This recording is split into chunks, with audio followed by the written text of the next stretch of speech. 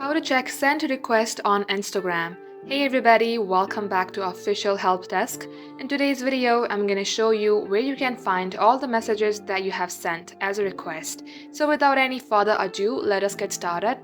Head over to your Instagram app. Make sure that you are logged into your specific Instagram account, then tap onto your profile screen and tap on 3-bar icon on your top right. Here go to Settings and Privacy, then tap on Account Center.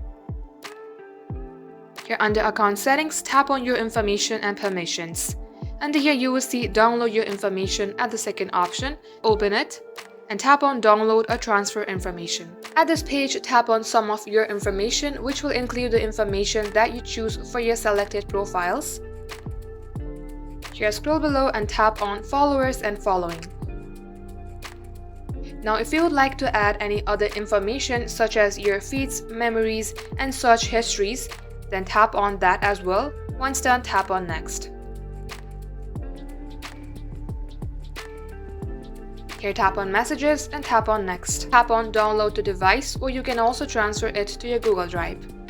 Now it says that it will download all the information that you have selected previously, and here the format will be HTML and the media quality will be medium.